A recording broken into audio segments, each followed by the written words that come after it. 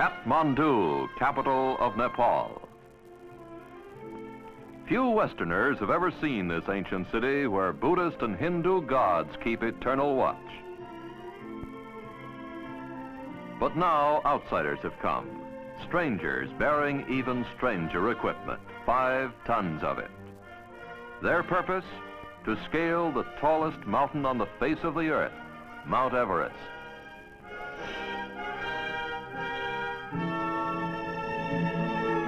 Supplies have arrived at Kathmandu by plane, but from here the going will be on foot, an uphill trek of 175 miles over terrain that would tax a mountain goat.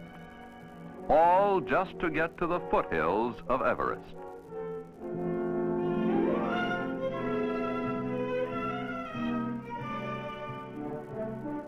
Since 1921, expeditions have been trying without success to climb Mount Everest. Always attempts have been made from the north, from Tibet. But now, Nepal is to be the launching site for an historic first try at conquering the giant from the south. The grueling journey continues for 3 weeks, and each day the setting up of a temporary camp is a signal for the natives to gather.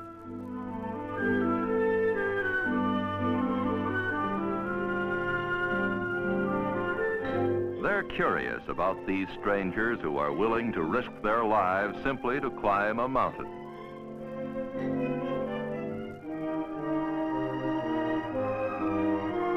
As for the strangers, their big concern at the moment is the local cooking.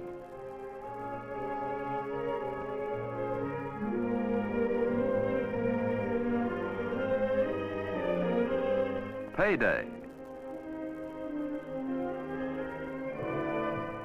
It's time to settle accounts with the 300 and some odd porters from Kathmandu and to send them home. From this point on, the climbers will proceed alone, accompanied only by 22 Sherpas, the famed Nepalese mountaineers, and also by the prayers of those remaining behind.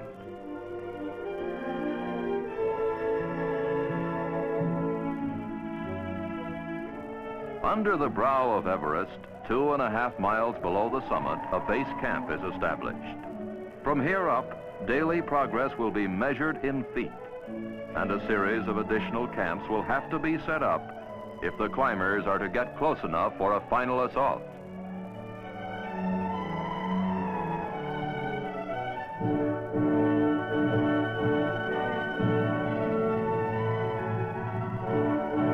The approach to Everest lies through a steep, frozen cascade known as the Ice Fall, where millions of tons of ice are constantly on the move, shifting and splitting apart without warning. A huge crevasse blocks the way, an obstacle that forced a previous expedition to turn back. Swinging across won't work. The solution is to go down and then climb up the opposite side.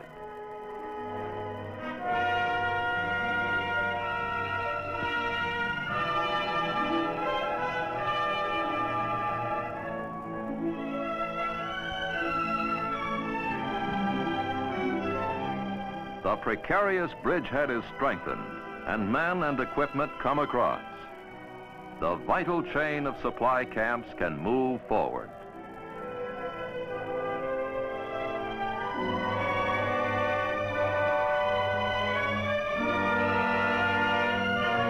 Believe it or not, things have been relatively easy so far. But now the way is open for the real struggle to begin. The next step is to climb the face of Lhotse, the giant neighbor of Everest. The Lhotse face soars above Camp 5, ending in a ridge that leads directly to the summit of Everest, a ridge named the South Col. Can it be reached? The Lhotse face is 4,000 feet high, steep and treacherous. And in this rarefied atmosphere, even the smallest movement is beginning to call for tremendous effort.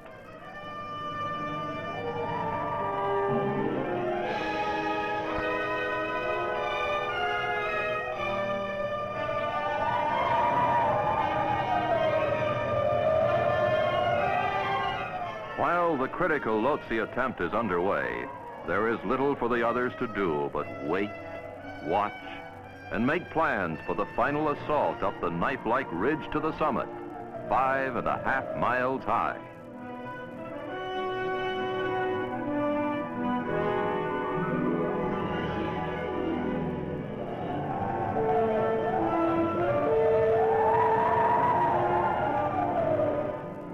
The South Call has been reached.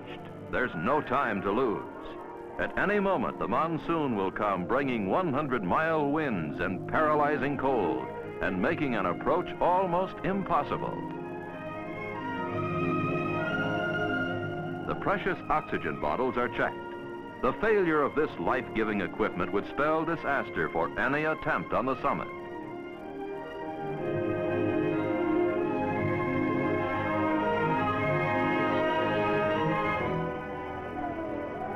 The first stages of the monsoon are beginning.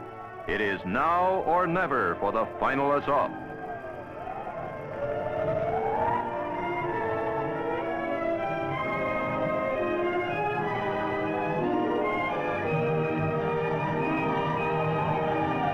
Slowly, the climbers advance toward the top of the world.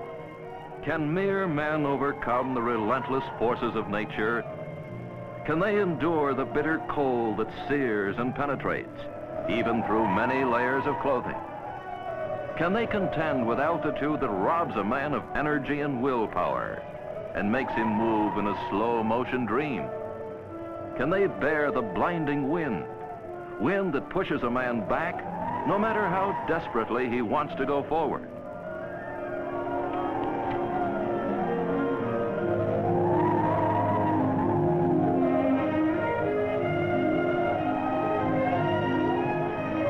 The monsoon is in full force, and the crushing wind sweeping down the south ridge creates a barrier that cannot be passed. At this point, even superhuman will is not enough.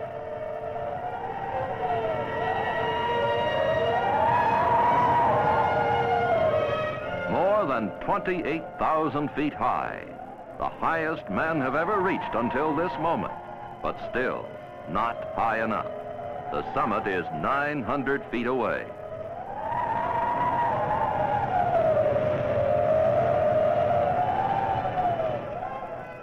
Time and oxygen have run out, and so has human strength. Even though the goal is in sight, to go farther is to die. They must turn back.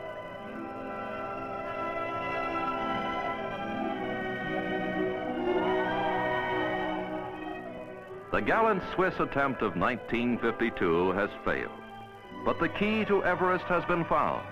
And one day, Tenzing the Sherpa and Edmund Hillary, the New Zealander, will stand victorious on the wind-swept roof of the world.